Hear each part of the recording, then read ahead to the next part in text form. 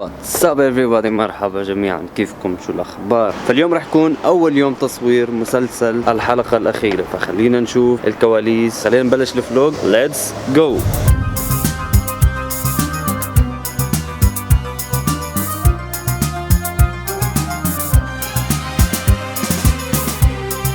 خلينا نبلش الفلوج مع عاهد. الواحد ببلش مع المخرج بالاول. ايش حابب تحكي لنا بما انه المسلسل بلش، عشان الصوت بيجيش اللي هيك؟ ان شاء الله راح يطلع شيء مميز جدا، ونتمنى انه ينال اعجاب العالم والناس. اللي معنا جرافي الحمد لله، اللي هو رافع جرافي. انا مش بعتب عليك، الواحد بصبح هيك بصبح لفيروز الواحد. انا مش بعتب. بصراحة يعني هو بعيني الله، يعني أنا دائما بجمع علاء رضا، يعني دائما هو علاء رضا دائما خانقني. والله لا ينزل زمه. لا وحد الله يا زلمة، لا تخوت عليه. والله إن شاء الله يعني إن شاء الله يكون هذا العمل ينال إعجاب جميع، وإن شاء الله يكون غير عن باقي الأعمال، ويكون قوته إن شاء الله أقوى من باقي الأعمال. الأعمال قوية ولكن هذا إن شاء الله يكون أقوى وأقوى، وإن شاء الله ينال إعجاب الجميع، وإن شاء الله نقدر نوصل الرسالة اللي إحنا بدنا نوصلها لكم وتوصلكم. احنا بنعرف المشاهد مش غبي، المشاهد هو انسان واعي وعارف، وان شاء الله ينال اعجاب الجميع بهمة كل الشباب الموجوده. والسلام عليكم ورحمه الله. هاي هي كل القصه، اكثر من هيك بعرفش اخرف، بعدين بصير اخبص. يلا. وطبعا معنا مخرجنا ونجمنا الفلسطيني الفنان باسل عطله. شو بتحب تحكي لنا للتحضيرات للمسلسل؟ احنا ان شاء الله في هذا العمل نحاول، هو انت حسك معي بعطيني دفعه في هذا العمل اللي هو اسمه الحلقة الأخيرة. إن شاء الله بنحاول نسلط الضوء على عدة قضايا، لكن احنا بنعتبره عمل مختلف كليا عن سابقة الأعمال اللي أنتجناها، خاصة إنه معظم الأعمال اللي أنتجناها في السابق كانت كوميدية، تعتمد على الكوميديا وتعتمد على القصص المنفصلة، لكن هذا العمل لون ثاني مختلف تماما، جاد بوليسي. احنا بنعتبره نقلة مختلفة كليا. إن شاء الله بالنهاية الحكم للجمهور، إن شاء الله إنه ينال إعجابكم.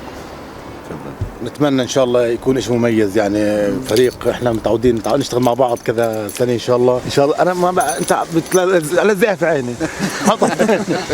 لا انا حكيت قبلك منيح. اشرف كل سنه بكون له بس كلمتين، هالمره بدك تحكي. شو راح ازيد؟ يعني اللي حكى الاستاذ باسل والاستاذ علاء مش راح اقدر ازيد على كلامهم، مش راح اقدر اقول غير يسعد صباحك وصباح. مش بعتب عليك، هذا بس همه بطنه.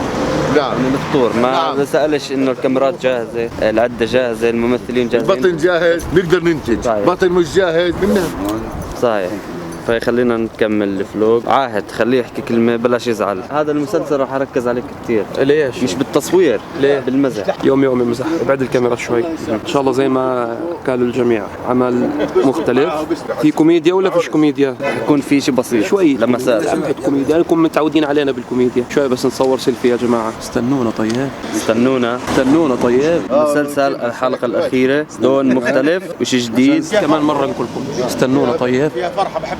وصل عمي ابي يزن. حياك الله اخوي هشام. بما انه اليوم اول يوم تصوير، ايش حابب تحكي للناس للجمهور؟ لقاء الاب الله يسعد بوالدي. صباحكم يا سيدي. انا هاي فرصه سعيده جدا واحسن يوم من سنه ويدور جاي، لان التقيت مع والاحبه اللي كانوا غايبين عني وغايب عنهم سنه كامله. بحمد الله سبحانه وتعالى اللي مد في عمري وشفتهم كمان مره. هاي حبيبي وابني عاهد، وهي اخوي حبيبي رافع حبيبي، وحبيبي علاء، حبيبنا علاء، وحبيبنا اشرف. يا بي عليك يا اشرف. وديع ولا مش حياك وديع؟ وبني وديع، تعال يا بني يا وديع، تعال. احلى وديع وانا حبيبي هشام، الله يسعدك ويخليك. يا الله وين بتصور عمال بتصور؟ يا الله الحمد لله رب العالمين اللي جمعنا كمان مره نعيد المشهد. يلا مخرجنا عيد المشهد. حبيبنا لا اعطي الاكشن مع 3 2 1 اكشن. وانا وانت يا هشام يا حبيبي. يا الله اعطيني اوفر زياده من هون تطلع. يلا اكشن يلا. طب وانا يا عم بيزن؟ وانت يا حبيبي انت على راسي من فوق، انت الحب كله يا حبيبي. هذا حبيبي، هذا حبيبي.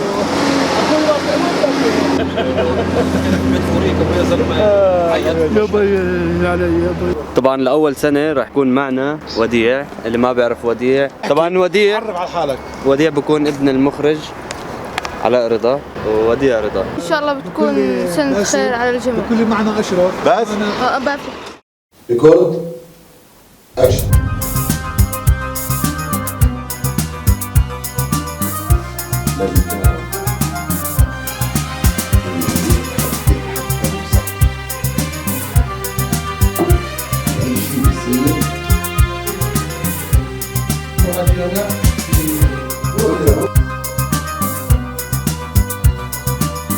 هلا فترة الاستراحة فبدنا نتغدى وناكل وبعديها نكمل مشاهد.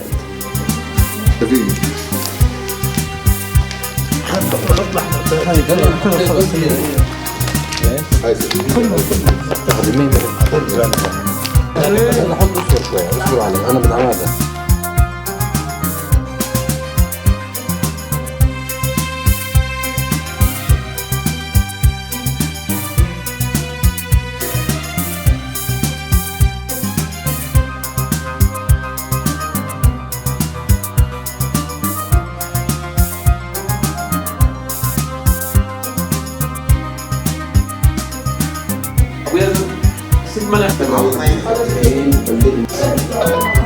بس اخلص مش دغري. الجماعه مش سهلين سيدي، صرنا أكثر من مرة ملاحقينهم وكل مرة بيفاجئونا بشيء جديد. مراد اضطريت اقتله. قتلت مراد. وين مش طلبت القهوة؟ عندي مشوار ضروري بطولش، لما ارجع بشربها. بعرفك شمشوم أحسن مكان في البلد.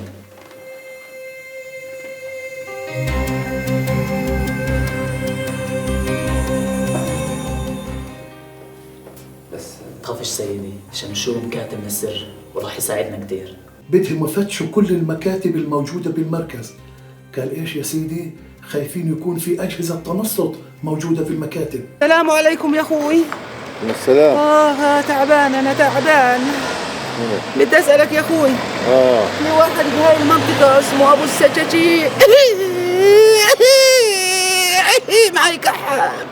ناقصني هبل. بعرفوش. كمين.